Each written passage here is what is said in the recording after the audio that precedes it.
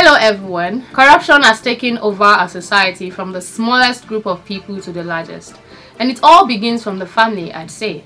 As individuals, our moral composition determines the level of morality in our environment. Many have hidden their unending greed for power and covetousness behind religious robes. We must remember that leadership is not a given gift, but skill that all who are willing to lead must acquire. Well, a life well mentored could make a difference. So here is a story that has inspired and continues to do so, and I hope it elates your soul. In 1973, the president of Zaire at that time, General Mobutu Sese Seko, visited Mauritania for 3 days. Mauritania was one of the poorest countries on the African continent, and its economy depended on fishing, agriculture, and pastoralism, which is a form of animal husbandry where domesticated animals were released onto large vegetated outdoor lands for grazing. During the 3-day talks, the Zairean president noticed that his host, the Mauritanian president, Mokthar Ould Daddad, who is the first president of Mauritania after its independence from the French occupation, did not change his costume during the 3 days. So Mobutu realized that his host did not have enough money to buy elegant and expensive costumes. At the end of his visit in the departure hall of Nouakchott Airport, the Zairean president Mobutu handed a check of $5 million to the secretary of the president, the Mauritanian president, in order not to embarrass his host. And with a check, a paper containing the addresses of the most famous designers of fashion houses of the French capital, with whom Mobutu weaves his costumes, in the hope that the president, Mokthar Ould Daddad, weaves official costumes and accessories for these roles. After the departure of the Zaire president, the secretary gave her boss the check of the $5 million. She said, "This is a gift from President Mobutu for you in order to buy costumes and supplies from Paris." President Mokthar Ould Daddad received the check and immediately handed it over to the Mauritanian Minister of Finance for him to deposit it into the state's account. Later, from this donation, the Higher School of Teacher Training of Mauritania was built and equipped, which suffered from a serious shortage in this field due to poverty. 5 years later, in 1978, the Zairean president stopped in Morocco from the United States of America. He was visiting there for a week, and when President Mokthar learned of his stopover in Rabat, he called him and invited him to visit Mauritania, even if it was just a short visit. On the way from the airport to the presidential place, Mobutu noticed signs in French, "Merci Zaire," which means "Thank you Mobutu, thank you for the giveaway," and he was wondering. Before the presidential motorcade reached the palace where the president of Mauritania was waiting for him, it stops at the teacher training school. Mobutu got out of the car, inquired and asked the Mokthar with amazement for the gift which the people were actually thanking him for. Unfortunately, I arrived an hour ago in Nouakchott and I do not bring gifts with me, so why are people thanking me? So the elected leader, Ould Daddad, smiled and told him, "This is your precious gift. With the sum of $5 million that you gave me 5 years ago, we built this school to prepare male and female teachers because our people desperately need money to fight illiteracy and poverty." Mobutu hugged him and told him, "If the rest of the African leaders were like you, our continent would not suffer from illiteracy, ignorance, poverty, and underdevelopment." The Mokthar said to him, "I receive a monthly salary from the public treasury, and I do not work without a salary.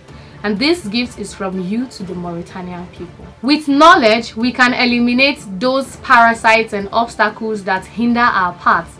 The chosen president, Mokthar Ould Daddad, God have mercy on his soul, died in 2003, and he was known for his simplicity and his refusal of luxury and extravagance. He lived in a modest and simple house with only 3 rooms.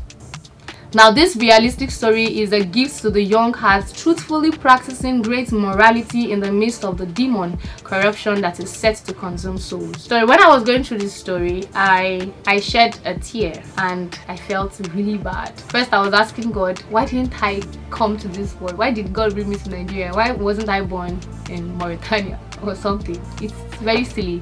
But honestly, if only our leaders could emulate this kind of generosity, this kind of humility, this kind of simplicity, if only.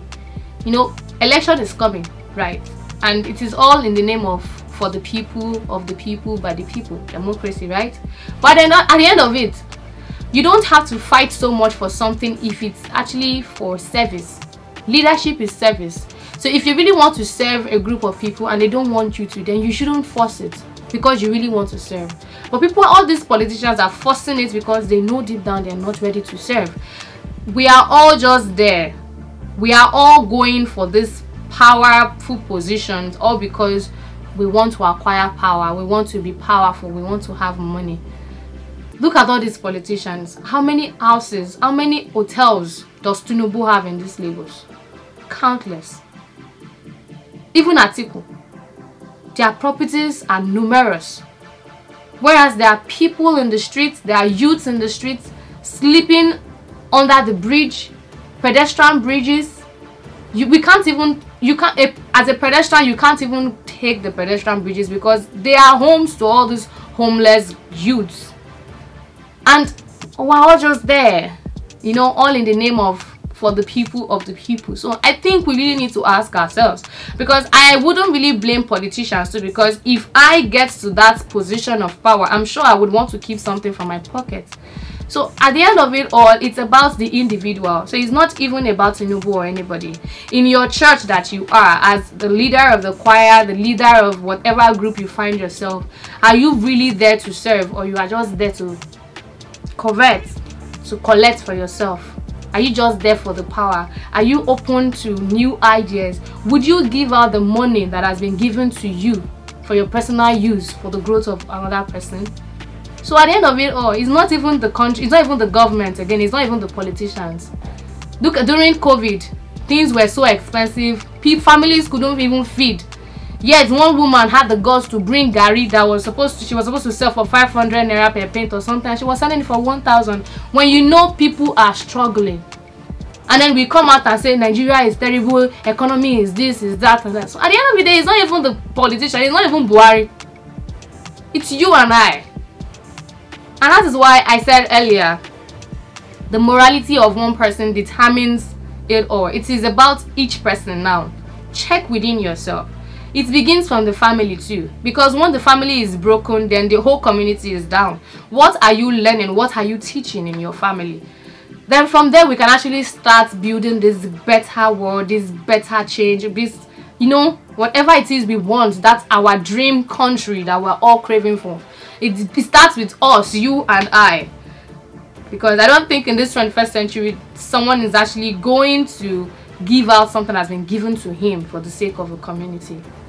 I don't think there's anybody that would actually do that. So let's think about it ourselves. This is time to check our consciences, and let's actually ask ourselves, are we just playing around, or we really see a future? We really see a better Nigeria, and we are ready to work for it. Well, thank you, and I hope you learned a lot from this. My name is Daddad, and don't forget, this is SUNDOS Communication.